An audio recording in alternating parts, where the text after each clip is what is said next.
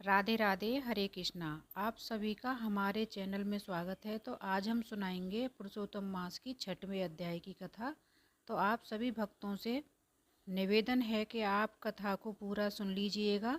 तो श्री कृष्ण का स्मरण करते हुए, मन में ध्यान करते हुए हम कथा का शुभारंभ करते हैं। तो इस 6वें अध्याय में नारद श्री भगवान से क्या कहते हैं कि हे भगवान, गोलोक में जाकर क्या करते हैं? पाप रहित मुझ श्रोता के ऊपर कृपा करके बताइए। श्री नारायण बोले, हे नारद, पाप रहित अधिक मास को लेकर भगवान विष्णु गोलोक में जाने पर जो घटना हुई वह हम आपको सुनाते हैं, तो सुनिए। इस गोलोक धामों से सुशोभित सुंदर पुरुषोत्तम के धाम को दूर से भगवान विष्णु देखते हैं। उस धाम के तेज से बंद हुए नेत्र वाले विष्णु धीरे धीरे नेत्र खोलकर और अधिक मास को अपने पीछे कर धीरे धीरे धाम की ओर जाते हैं। अधिक मास के साथ भगवान के मंदिर के पास जाकर विष्णु अत्यंत प्रसन्न हुए और उठकर खड़े हुए। द्वारपाल से अभिनंदन। भगवान विष्णु पुरुषोत्तम भगवान को शोभा से आनंदित होकर धीरे धीरे मंदिर में गए और भीतर जाकर शीघ्र ही गोपियों के मंडल के मध्य में रत्नमय सिंहासन पर बैठे हुए श्री कृष्ण को नमस्कार कर पास में खड़े होकर विष्णु जी बोले।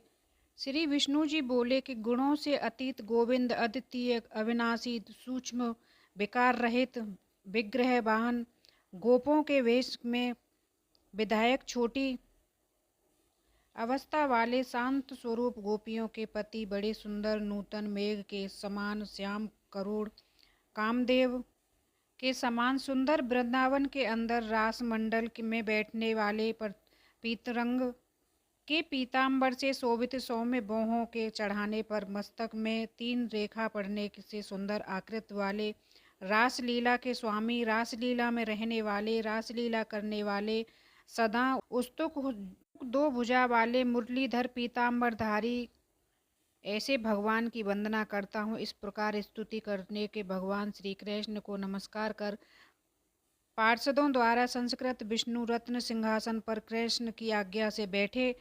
श्री नारायण बोले, यह विष्णु का किया हुआ स्तोत्र पाप काल उठकर जो पढ़ता है उसके समस्त पाप नाश हो जाते हैं और अनिष्ट प्रसन्न भी अच्छे होते हैं और अच्छे फल को देते हैं, और पुत्र पौत्रादिक को बढ़ाने वाली भक्ति श्री गोविंद में होती है। आकृत का नाश करते हैं, संस्कृति की वृद्धि होती है। भगवान विष्णु बैठ गए और कृष्ण के आगे कांपते हुए अधिक मास को कृष्ण के चरणों में कमलों में नमन करते हुए, तब श्री कृष्ण ने विष्णु से पूछा कि यह कौन है, कहाँ से आया है और क्यों रोता है? इस गोलोक में तो कोई भी दुख भागी होता नहीं है। इस गोलोक में रहने वाले तो सर्वदा आनंद में मग्न रहते हैं। ये लोग तो स्वप्न में दुष्ट वार्ता या दुख से भरा समाचार सुनते ही नहीं हैं। ये विष्णु यह क्यों कांपते हैं और आंखों से आंसू बहाता दुखित हमारे सम्मुख किस लिए खड़ा है?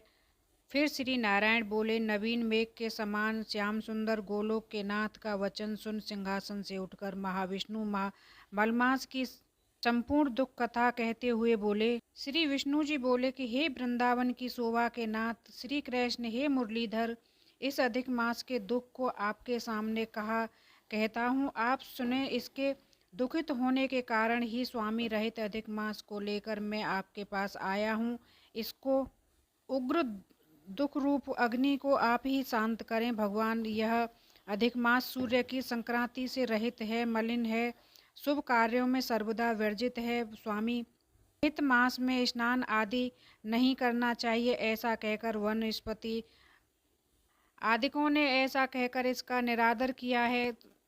द्वादश मास कला, क्षण, नयन, अयन, संवत्सर आदि श्रेष्ठ ऋषियों ने अपने अपने स्वामी के गर्भ से इसका अत्यंत निरादर किया है। इसी दुख में से जलता हुआ यह मरने के लिए तैयार हुआ। तब अन्य दयालु व्यक्तियों द्वारा प्रेरित होकर ये हरि के शरण चाहने की इच्छा से हमारे पास आया है और कांपते कांपते, घड़ी घड़ी, रोते रोते अपना सब दुख जाल इससे कहा, इसका यह बड़ा भारी दुख आपके बिना टल नहीं सकता है। अतः इसे निराशन का हाथ पकड़कर आपकी शरण में लाया हूँ।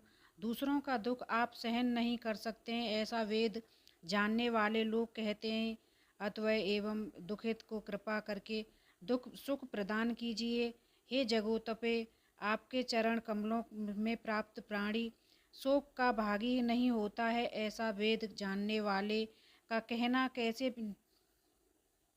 मिथ्या हो सकता है। मेरे ऊपर कृपा करके इसका दुख दूर करना आपका कर्तव्य है, क्योंकि सब काम छोड़कर आपको लेकर मैं आया हूँ। मेरा ये आना सफल कीजिए। बराबर बार स्वामी के सामने कभी भी कोई विषय न कहना चाहिए, ऐसी नीति के जानने वाले बड़े बड़े पंडित सर्वदा कहा करते थे। इस प्रकार अधिक मास का सब दुख भगवान कृष्ण से कहकर हरि कृष्ण के मुख कमल की ओर देखते हुए कृष्ण के पास ही हाथ जोड़कर खड़े हो गए। ऋषि लोग बोले, हे सूत जी, आप दाताओं में श्रेष्ठ हैं। आपकी दीर्घायु हो, जिससे हम लोगों आपके मुख से भगवान की लीला का कथा रूपी अमृत का पान करते रहे।